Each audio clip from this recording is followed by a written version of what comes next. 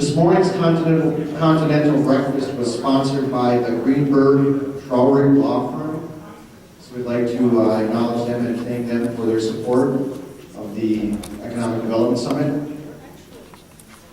At this time, I'd like to introduce, I have many mentors, at least I don't know if they would acknowledge that they are my mentor or not, but I have many mentors that I look up to and learn from. And the next gentleman, Mr. Richard Jack, and actually both of them, Mr. Richard Jack and Brent McFarland, both of these gentlemen are people that I look up to. They've taught me, they've guided me, and when I needed, they just grabbed me by the ear and yanked me back in place. So I appreciate their continued support and knowledge that they share with me. I'd like to introduce Mr. Richard Jack, who is Black McFarland tribal member. He's on our Constitution Committee. He's the assistant project manager for our off-reservation gaming initiative. Is that what it's called? And Mr. Brent McFarland, who is our executive director for the business development department for the tribe. So at this time, again, I'd like to introduce Mr. Richard Jack and Mr. Brent McFarland.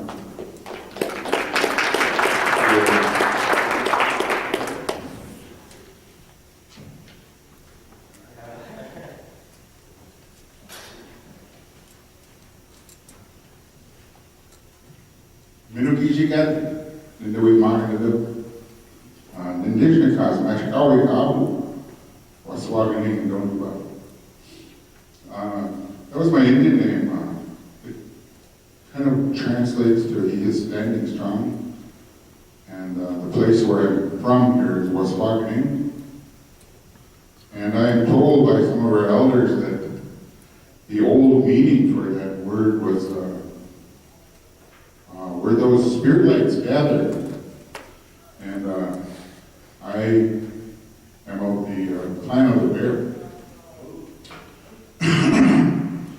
So I thought we'd start off by, I wanted to go into a little bit of background on how we got to be in the kind of the present situation that we're at. And it's been an uphill climb for a long time. Our community has endeavored to take a look at some more reform processes, and the development of our business development corporation is a considerable milestone for us. It was very challenging to get to this point, and I really feel grateful for all the people who endeavored to challenge old paradigms that weren't working for us.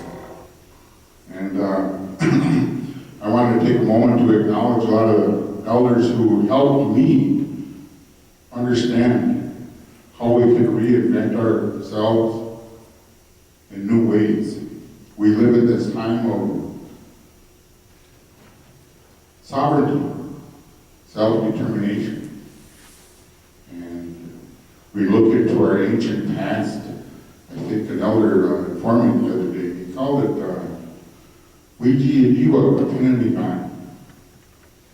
how we use that refers to helping each other from that ancient knowledge and how we can move it through ourselves and far into the future. So when several years ago, before we brought Brent on board, he was brought on in 2011. Several years before that, I had joined up with a group in our community who wanted to do just that. A group of elder gentlemen, women, and a core body of people who felt that we needed to move in new ways in a lot of different directions. And how do we do these things? And how do we support them economically? Because the grinding scenarios that we've been living under aren't doing the job. So we began this whole period of research, and we came up with some exciting stuff. And it was actually out of it, and some of them I'm going to go over today a little bit, comes from the Harvard Project on American Indian Economic Development. And we kind of partnered up with a little bit with the Native Nations Institute out of Arizona, brought them here, and they shared with us a lot of the exciting things that were happening in Indian country, separating business from politics.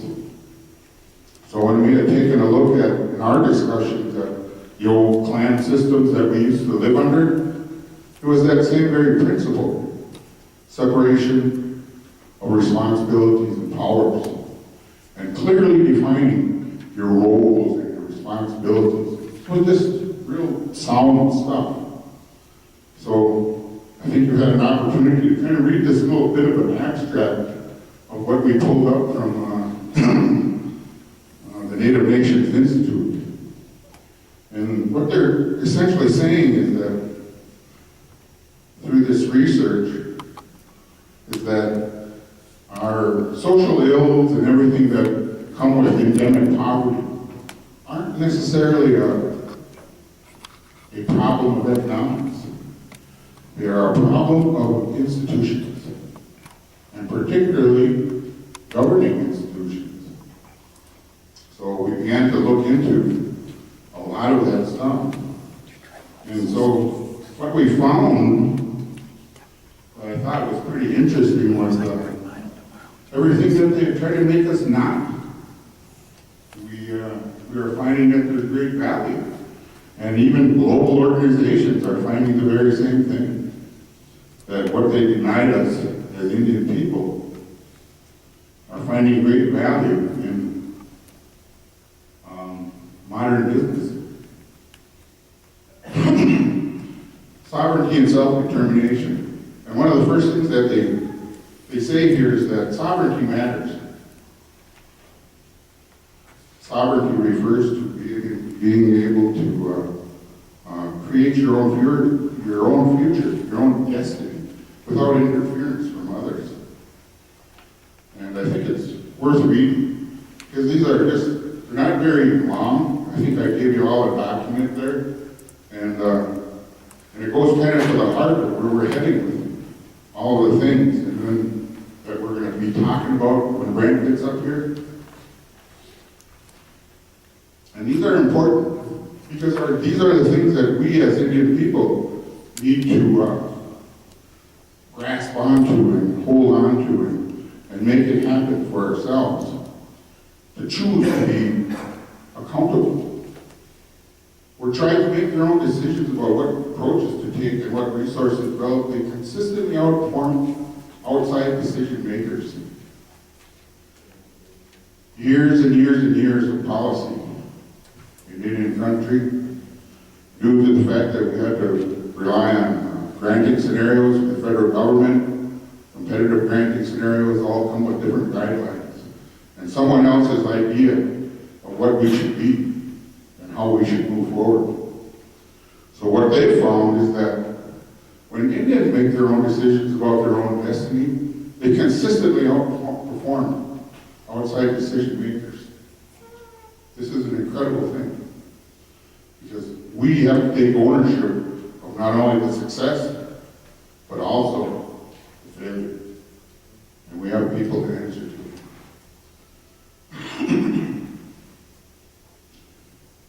Culture matters. I know there's been an ongoing thing in our community, and we talked about it quite a bit, and I was really glad that Boise was here, and our veterans and our drum. These are the things that make us who we are. And what they're finding now is that organizations like Harley-Davidson, AES, the Google family. When I said Nindawimanga earlier, that means all my relatives. And we're a family-based culture. Everything in our universe, in our world, is family to us. We're related to everything, to everyone, interdependent upon each other for quality of life. And so,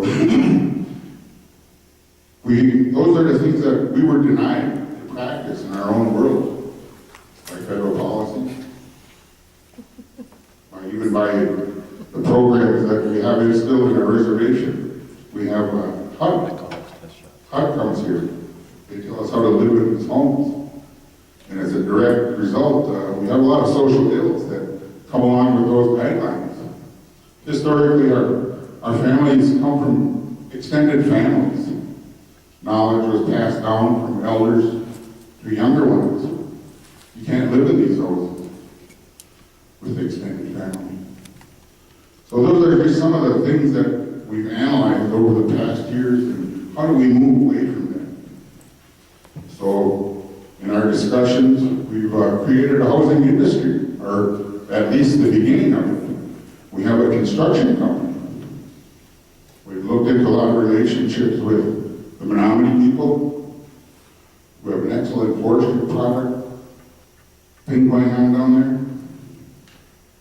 And they're telling us that we could turn around your pine in a month's time, and it's structurally sound. I thought those are incredible things that we've explored. So culture does matter.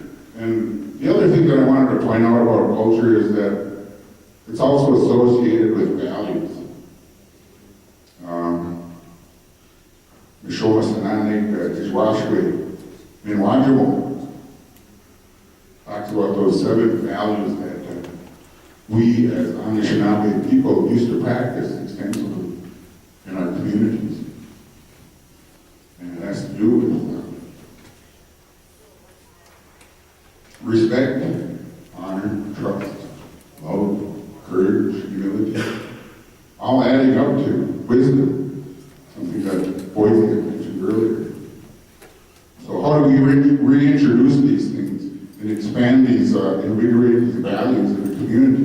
It all takes money. It all takes money. So I really feel a little bit honored just to kind of give you a little bit of background, because it's been an uphill climb. It's been extraordinary to get to this point and to be able to bring you folks here to help us help ourselves, and meaningful collaborations that will come out of this stuff is just incredible. The first summit was awesome, and we wanted to bring it forth to all the communities, not just host it in Lac Flago, but elsewhere in other tribal communities, because I think the model that we've developed here has extraordinary potential. It's been done successfully in other parts of the country, and tribal communities are flourishing when they have managed to do this effectively, to separate business and politics. So there was one other institutions, and I talked a little bit about governing institutions, but institutions, one of the things that we're looking at as we move down the road is a financial institution. And so we're making this cycle of using our own money internally to fund all these good things that we have in our strategic goals and objectives for our nation. So institutions, they matter. And there was one other thing that I would like to add, and they use that word, and Bruce uses it in their Oklahoma communications. And the centers around leadership. One of the things that the Harvard people didn't put in this little report here, but I think it's worthy of noting because leadership is incredibly important. So incredibly important. And trying to reintroduce this idea of 7th generational thinking and how we develop these institutions to instill in our young people these values and character building traits that are going to be reflective of us as a nation and moving us forward to make a healthy community. So I thought those things were important. And the way it was told to me is that Ogama kind of means like first among equals. And I wanted to thank everyone, all those guys that are passed away now who have helped me to understand that there is a future that we could move toward together. And I'll end there and bring up Mr. McFarland and go into the nuts and bolts of what we've managed to achieve here for our community. Thank you.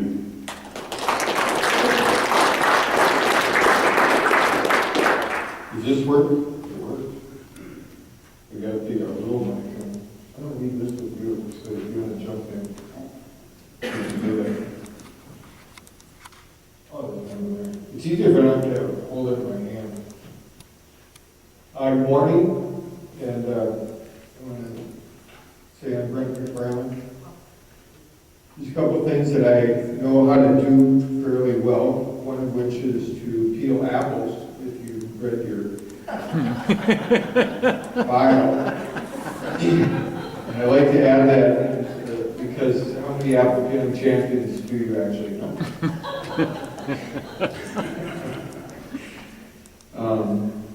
I also know how to start businesses, and I was hired by the McFarland tribe to do that for the tribe.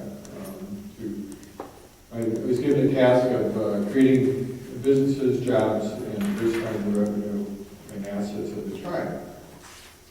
I was also hired because I had some experience working in Indian country prior to coming to work for Black Final.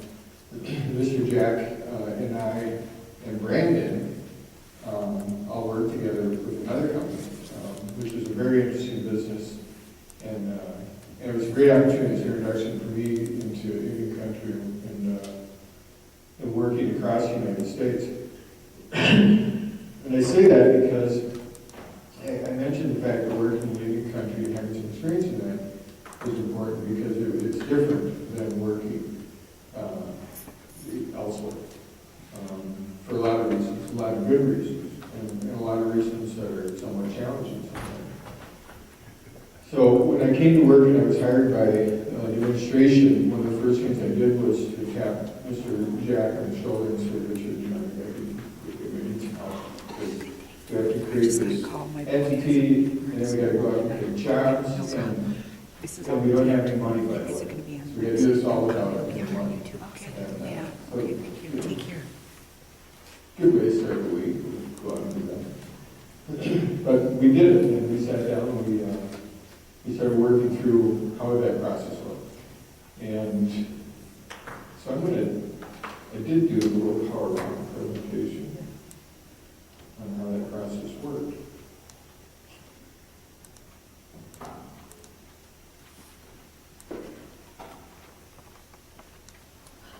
This is so cool. I love technology. It's like being in some really sophisticated school or something. So this is the beginning. We were asked to set up a business development department, and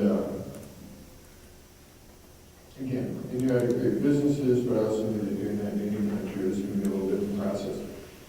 And if it was done, if I did it in the way that I know how to do it, it wouldn't last because it would have been my idea, and it would have been me driving, and so that just wouldn't work. It wouldn't have longevity.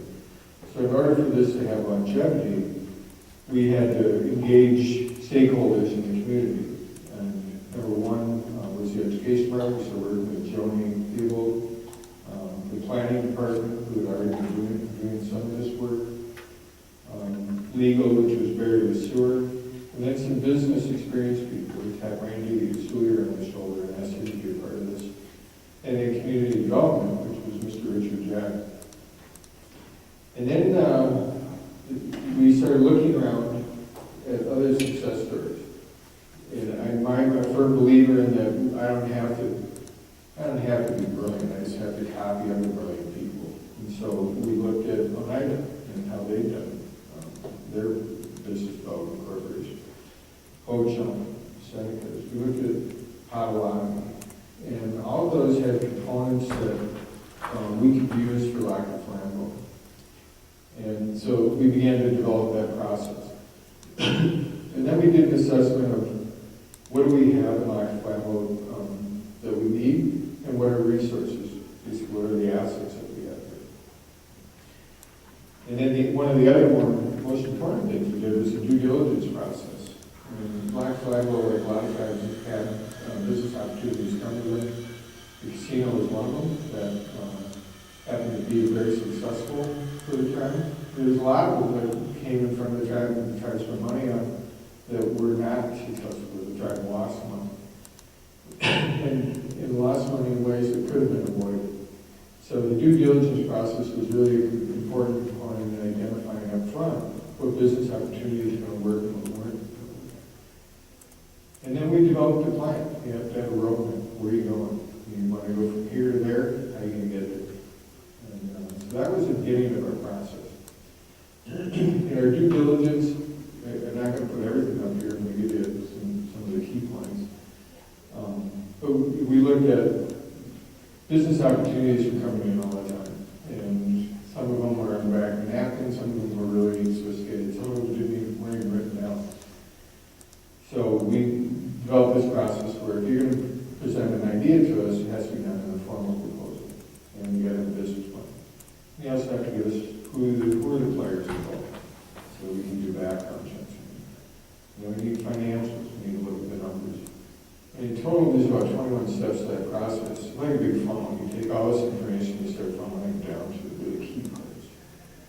And then ultimately, business opportunities came down to 10 questions in an analysis of the financials. And 5 of those questions come out the balance sheet, and 5 of them come out the income statement. As Danny Chapman says, the casinos run part of the casino, he says, if you follow the money, that will tell you if there's a problem or if there isn't. And if you're making money and doing well, you can see that. If you're not making money, you can see that as well. So that process gave us benchmarks with which we could make some intelligent decisions. Management was also key. And I mention that because that's a little harder to define, but it's a critically important component. Do we have the human capital here on campus to do these businesses, or do we need to go off campus to bring that talent here?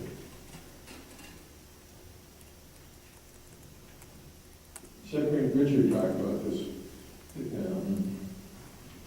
This is a unique thing to any country, and I'm not telling you guys a lot of you things you don't know, but separating politics from business is critical for a successful operation. And especially in a new country, particularly because tribal council is usually the ones making the decisions. And out of the 465 federally recognized tribes in the United States, there's literally a handful that have done this successfully. And the reason it's important is because there comes a time when the needs of the politicians' constituents are going to be at odds with a good business decision. It just inevitably happens. You see it everywhere. So this is a quote that I took from Mary Jorgensen in a book that she wrote called Rebuilding Native Nations. And which is probably one of the Bibles for how to do successful economic development in any country.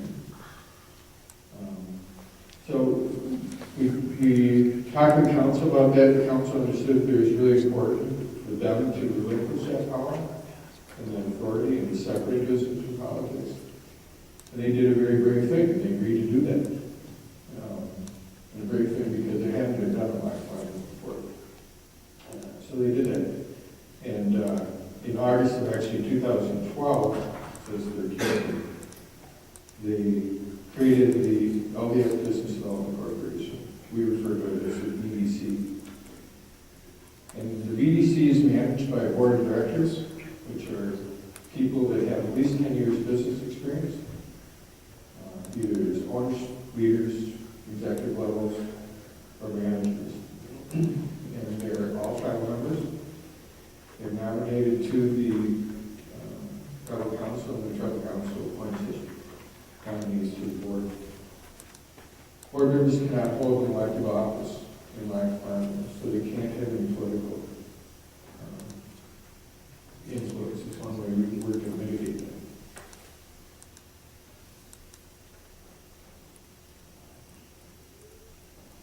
We then set up a strategic plan. And when I was going through this with Mr. Jack, he said, "We have that?" I said, "Yes, we do. We actually did this right in the very, very beginning. We have a strategic plan. We set up, and we're actually right on track with what we wanted to do in that strategic plan. As any good document, this is a living, breathing document, constantly changing. There's some things that we need to update. But, the strategic plan that we laid out was to focus on the businesses that were already started, do those really well. And then we needed to adopt and develop some procedures for the Business Development Corporation. That's sort of an ongoing process. We adopt a lot of the tribe's policies around certain things. And then we established 6-month, 1 to 3 year goals, marketing plan, or 5-year chronology. We haven't done the 5-year chronology yet, but we do have an investment strategy for new ventures. And as a result of all that, this is what we have. We have Business Development Corporation, which I'd like to acknowledge. And at this time, the president is Randy Chillier, Randy sitting over here. Vice President. Go ahead, let's give him a round. Gary Christensen is down in Arizona. Shannon Labarge wasn't able to make it this morning. Secretary Melissa Dow is sitting right over here. Kelly Jackson will be here later today, and she'll be performing tomorrow night. I encourage you all to come see her. And then our Chief Executive Officer, Bill Beeson, is in the back. And then I'm the Chief Operating Officer, and Bob will watch it. So, Richard talked about sovereignty, and I wasn't kidding when I said we didn't have any money. We didn't, the tribe, we tremendous amount of demands came to the general fund. We had some business opportunities we presented to the tribal council, and they said, "That's great, how are you going to pay for it?" And I said, "Well, I was kind of hoping you guys write a check." And they said, "No, you got to go find money." So we did that. We went out and looked for ways that we could leverage tribal sovereignty and have unique opportunities for a business environment on the reservation. One of those businesses that we researched for about 14 months was internet lending. And this is commonly referred to now as short-term installment lending. And there's been a migration to any country in this, because tribes aren't regulated by states, it's regulated at the federal level. In this particular market, it does very well if it's not regulated at the state level, it's regulated at the federal level. Well, in this case, we're regulating it on tribal land. Something we're more than capable of doing. We've got a very good gaming regulatory authority and body. We do it well. We currently have 3 lending companies live. We have another 8 that are in the process of going live. We have 1 full-time employee. Actually, we have 2 full-time employees in that. We're looking to hire 5 more right now. By this time next year, I fully expect that we'll have something in the range of 60 people employed in this business, mostly in the call center. As Mr. Jack also mentioned, we have a LBA construction company. This is Bill Beeson is overseeing this, and I'm Robert Elm, who's a field manager. And this was created with the end goal in mind. We wanted to go after government contracting. So we did something a little unusual here. We started this company as a union shop, and which sent shivers of fear through the tribal council and the casino announcement. Unions are not popular in casinos. But in this case, this is one place where there's a distinct advantage to have a union facility. We get training, we can have offer job opportunities to tribal members across the United States. Through this, we'll be pursuing minority disadvantaged businesses, opportunities for under the process right now. Doing our EA application, we're already helping them certified as all tribes are. We have currently 13 tribal members employed. We've also been successful at doing some residential projects, and we were awarded a bid for the Chippewa Housing Authority 20-unit replacement.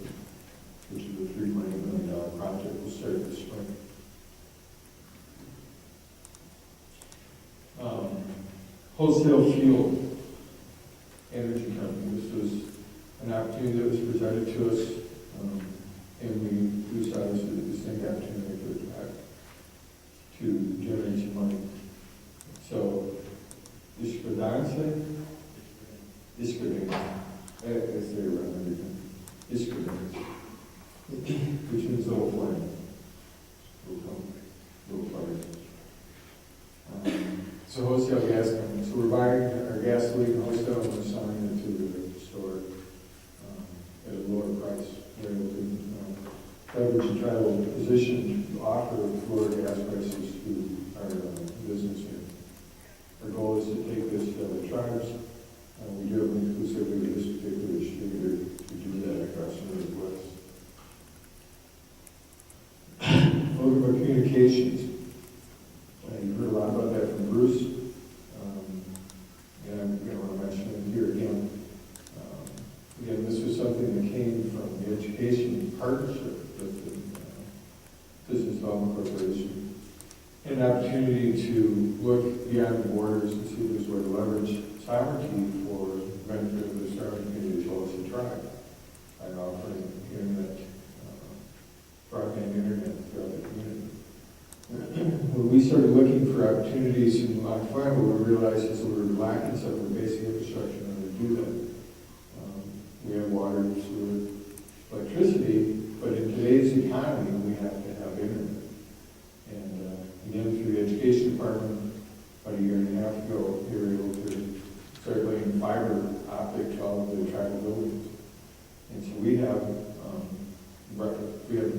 one of the few locations in northern Wisconsin with fiber optic laid to the ground, connecting all the tribal buildings. There's a piece of land just north of town, to east of town, where fiber comes right up to it. It's our technology park. And so our goal is to develop that and talk about that in a second. Oregon Communications has got another opportunity as a utility. And we're looking at other ways to leverage that. And I'll leave it at that. This is a structure of how things are set up.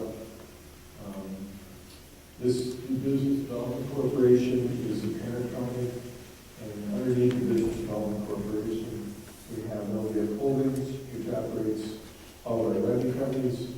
We have a construction company. We have Iskudanse, and Oregon Communications. We have a couple other companies here as well. Under Iskudanse is a revenue stream to the tribe created through taxation. And then the tribal council sits above this, and we report to the tribal council. Some of our future plans are to work with Simpson Electric. Simpson Electric currently sits as its own entity. It is run as an independent business, but as a program. It's kind of in this hybrid place. And for those of you not familiar with that, they're a program. One of the challenges with that is typically you're paying indirect costs, which is a very nebulous term for the tribes who use it. I don't know how to explain it. But it's based, indirect costs is based on the labor rate. And so one of the advantages of deploying Simpson Electric out from underneath is that it will help the bottom line. But Simpson Electric is a facility that manufactures electronic meters. It's been doing so for over 100 years. And it has had meters on the first flight across the Atlantic and the first spacecraft going on the moon.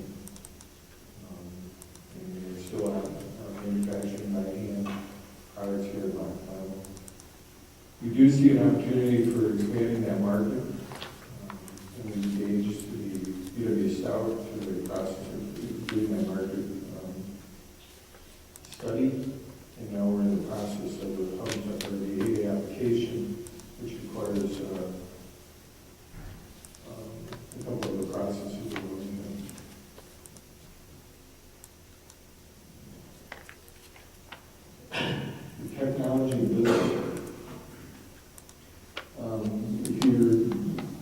Thursday, there's going to be some discussion about e-commerce. And we really see e-commerce as the future for Lockport and northern Wisconsin.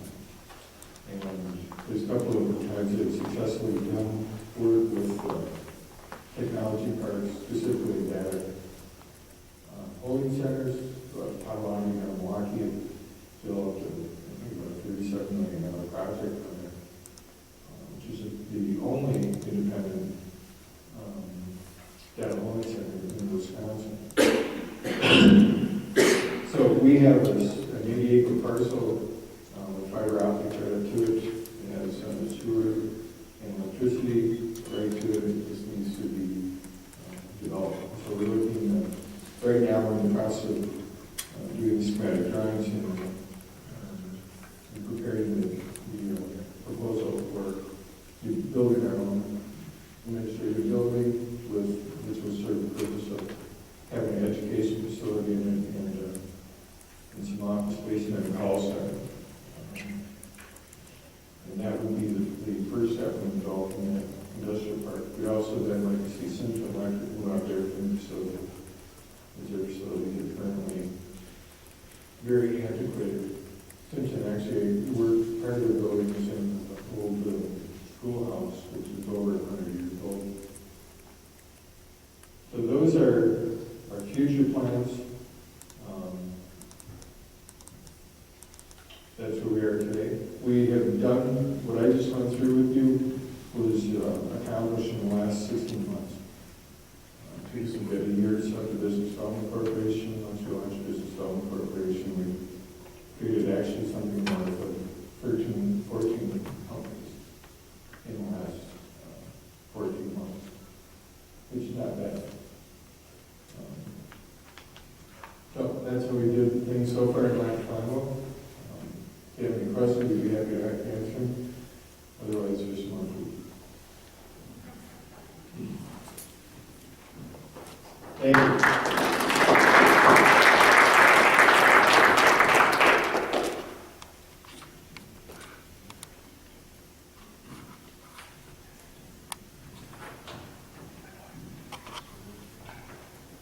Since we had a little time to questions and answers, and like Mr. McFarland said, if there are any questions, we can field them at this time. What I think is great is that, like the gentleman described, 3 to 4 years ago, this wasn't here, meaning the Business Development Corporation, the Business Development Office. The Education Center was in operation, but it has grown exponentially just over the last 3 or 4 years. And Ms. Theobald, working with the Business Development Corporation and the Business Development Department of the tribe, have done great things. And I just get excited thinking about it. I work with these people on a daily basis. And again, I look up to them, acknowledge that they share with me, they share with the community. Joni does a lot of work with students, mentoring students, encouraging them to look beyond just tomorrow, look at that 7th generation coming behind us and see what we can leave for them. Always taking away something from, the places we go, the things we learn, bringing something back to our tribe to share with our people, to make life better for all of us. If anyone has any questions, I'd be glad to turn them over to Mr. McFarland or Mr. Jack. I want to thank the overall team for putting this big organized. You guys did a really good job of sitting over here doing 2 girls. Mike Murphy.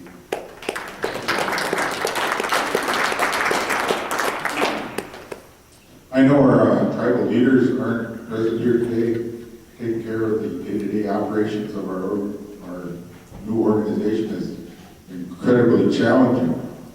And I wanted to issue a thank you, a real heartfelt to Kinnigigu Miigwech for supporting all the initiatives that our group has put forth in front of them.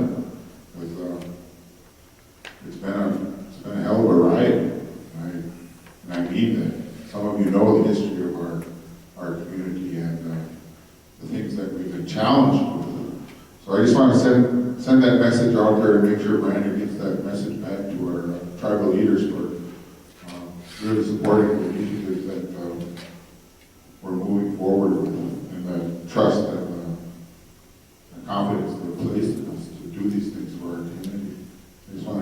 as much. Thank you.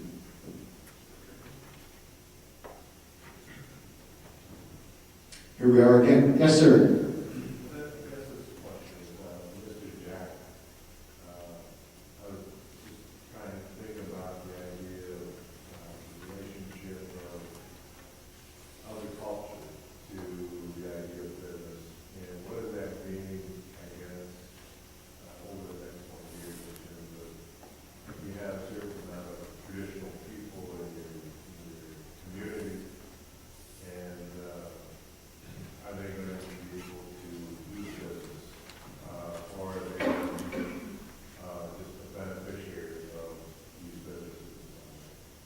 Yeah, excellent question. Nation building, or rebuilding, as we like to call it here in Lac Flambeau. Over the past many years, we're struggling with our institutions that informs our young children's development. I know Joni's been successful, and we've talked about that before she came to our community in her career path. There was an opportunity for her to be here. I'm really glad she's here. We've established this immersion project, right, for our community, and it's just beginning, it's fledgling, just like all of us, and we have great hopes for it.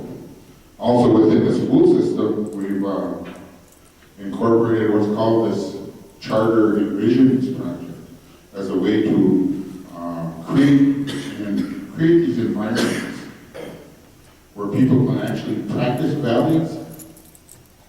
So we're just talking about it, and all our kids wear the uniforms. And one of the envelopes they have on it is Okichiga, and it refers to the warrior. And we're in the process of expanding that because it means a lot more. It's just not someone who goes out and kills people. You know, I went to a naming ceremony a while back and talking to this gentleman, and he said before the Okichiga was conferred upon us by the Little Brothers people, he was referring to, I believe, the Lakota people. And during that time of change when the big drums were going around the nations, and they had seen how the Ojibwe people were raising their children and how they were instilling value and instilling culture. Those are the things that make up culture. A shared language, a shared set of values and beliefs. So those are the things that we're moving towards, and how do we expand that? So that's why the great big push for our own economic development picture, where we're economically sustaining our own initiatives. And so this is why I put so much effort into it, because those are the things that are going to change it. Now, to get back to your original question, I've had several councilmen actually ask me, well, how do you incorporate these kinds of things into your business model? And how do you make them work for you? And we're finding now that during just through the industrial period of America, and I came by it by a couple of different ways because I do a lot of research, and it was really interesting. It came out of motion studies. And in the motion studies, the essence of those motion studies was how to do your things efficiently in a factory setting. You know, so they took this group of people, and they were going to do all these motion studies, make them really efficient at what they're doing. So it worked really good. They figured out all these nice ways for them to do their jobs really fast and efficient, and increase the bottom line of the company, and it worked pretty well. So as they were moving forward, they said, hey, let's do some afterward studies. See how the people that are still operating. Well, they found that these people are still outperforming their counterparts. Why is this? Why is this happening? They couldn't understand it. So,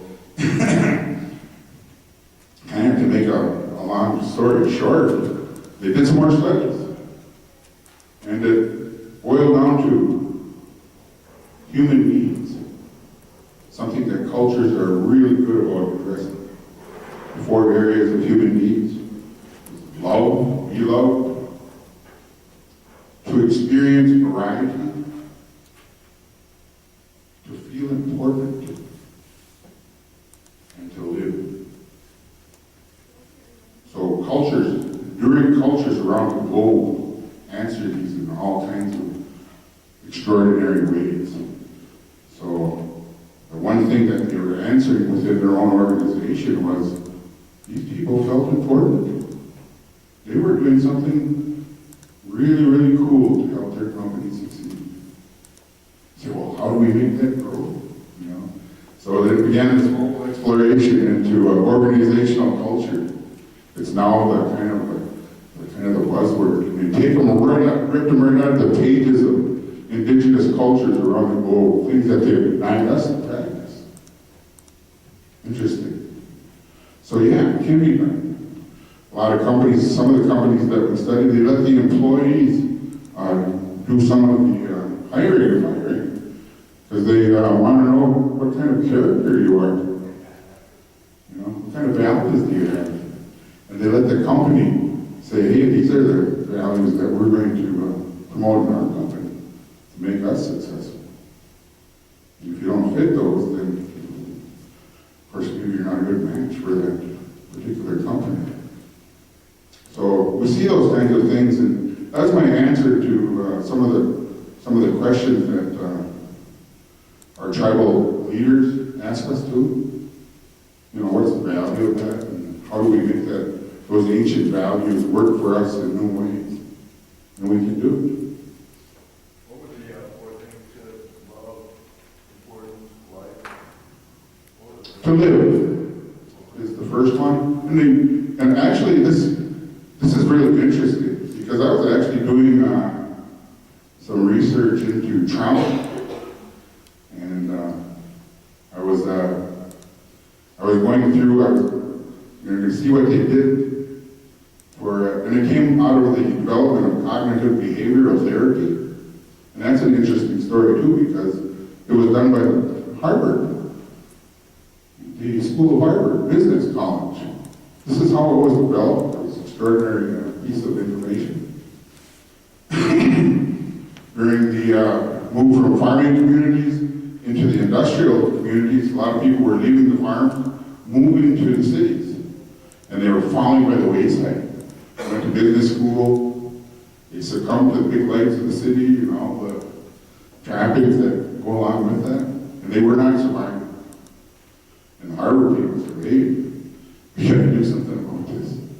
So they actually went to the different schools that studied what were the common denominators of cultures around the world. What were some of those common denominators? And that's what they pulled up.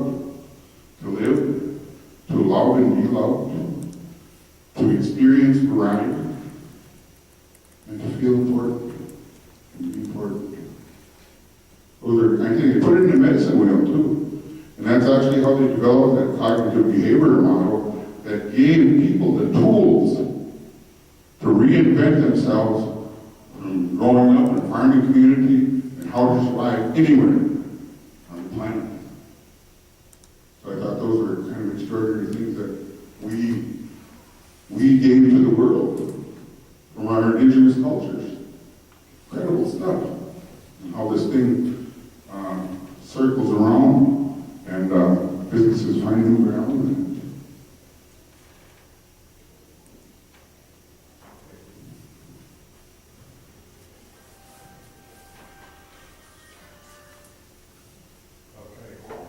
You sure can. You sure can. I have one more question, I guess, about innocent lending businesses. This is for Brent. I guess if it started, why was it more than one? Well, I'll start and then Brent can finish, you know. Because we had several law firms come to us, and Brent, when he was smoking, we have our little strategy sessions outside the center. And that was that was pretty cool. You know, because have these aha moments, you know, and all these exciting things would be coming to the community because everybody knew that we had this BDC now that they can move forward with doing stuff. Because trying to run things through the tribal council was a nightmare. It was, it truly was. And so we gotta do this, we gotta separate somehow and let business people run the businesses. What we're trying to do. So, go ahead, Cheryl. Yes, a few years ago, when this guy had this no smoking ordinance, and we have a building with no smoking inside, public building. And I was really happy about that. Hey, we're gonna close down the smoking casino. Our casino, we have half of our employees are Oneida. So, I thought, wow, I haven't worried about that. What's going to be the result of our people after working in a casino that has no particles in there for 20 years? And to my surprise, I lost that battle, and we continue to smoke. I don't know what the result will be in 10 years after people have spent their whole entire work life in the casino that has smoke parties. When we talk about values, I lost that partially because we got to be competitive, we have to turn the dollar, we have to compete with the Mountains and the Chippewas up north, because they don't have restrictions either. So maybe I'll never win that battle, but it bothers me all the time that we are living perhaps off the lives of our maybe 800 Indians working in our casino and about 700 non-Indians. Maybe we're taking away their ability to live long, healthy lives. So it still bothers me, and that what bothers me also is that sometimes business does need to have a value that actually utilizes and lives by. That's my perspective. Yes, I appreciate that. We've actually looked into some technologies that would alleviate some of that, Chairman. There are some extraordinary air cleansing mechanisms that we've researched that can really clean up the air that you breathe in there. I know communicable diseases and not just smoke, but other things that can filter through the air. But I wanted to talk about is internet lending and answer that question, because I thought it was important. And when it first came to us, I was the vice chairman of our Constitution Committee at the time. And one of the things in terms of reform that we were looking at is, boy, how do we get control of this whole economic picture? And what can we do to move forward? And one of the things that we really liked in there was creating of a ordinance that kind of under your own tribal sovereign authority, you create the law for lending. And this is an incredible piece that needs to be put in place for these things to actually occur. So the companies that we engaged with, one of them was the Indian company, Rosette Law. They came to us and they were explaining the whole process and how that would pan out. But it was actually one of the things that really sold me on the internet lending scenario. Because, hey, this is one of the things that we've been having such a struggle with, having our people understand the need to have this incorporated if we're going to move forward into the world of economics and how we create financial institutions and that lending mechanism through our under tribal sovereign Lord. And then, and that's what I was mentioning our little smoking thing outside the tribal center. And Brent came out and he was looking at me and he said, sovereign, what an incredible thing. So, just wondering if, let Brent elaborate on more about the internet and this.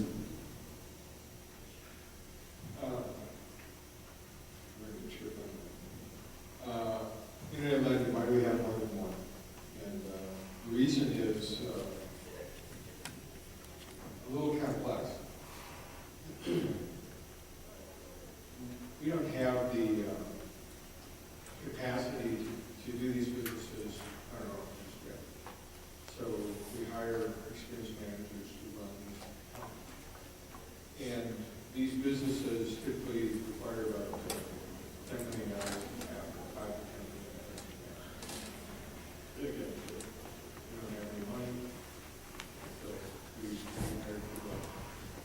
And when we started looking at this industry, we looked for the best possible model for electronics. And one that we came up with was a company that had been working with the tribe out in Montana for Belgian tribe, who happened to have visited Blackfeet about some of to their partners, and they were very happy with their partnership. Ultimately, we ran into them, got into the site visits, we really liked the model. And their model is to bring on board more than one company, and we generate a fee out of the transaction. So our role in this relationship is to create a good environment for them to do business in. And that means we have good oversight, we're responsive when they need things. The BBC is set up to be extremely responsive, and we do our own laws and ordinances.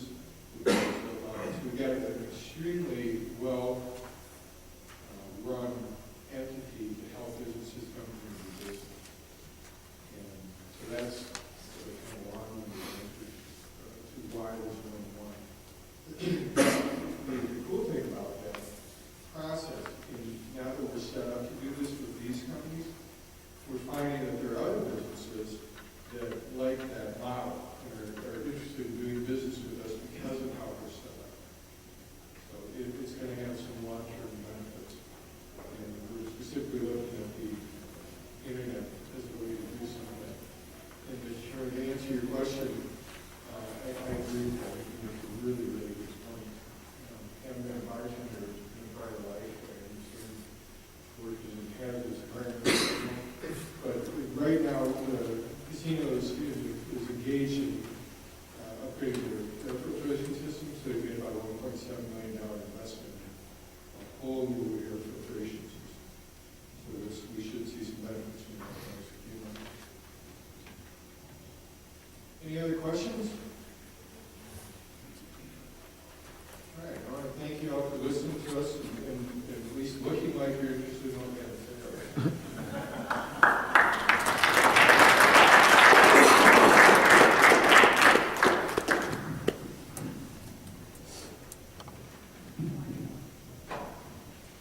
Thank you to Brent and Richard again. We're a little bit early, and I'd just like to say a few words before we break for lunch. Brent mentioned before when he first started his presentation that himself, Richard, and myself worked together at a company that wasn't associated with the tribe. It was a Native American-owned company, and it's strange how we landed all together at the tribe. One thing I learned from working with that company was that there's a lot of misconceptions out there in the business world about Native Americans. And likewise, there's a lot of misconceptions on the tribal side about how non-Indians do business.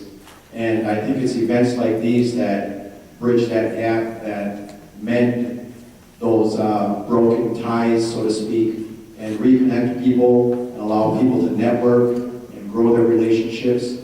It's really important to understand tribal people when you're doing business with them. You know, as Indian people, traveled all over the United States doing business, consulting for different businesses. Just because I was a brown face, you know, that's why I was hired. And one of the things that I learned in that work was that Indian people by nature are very suspicious.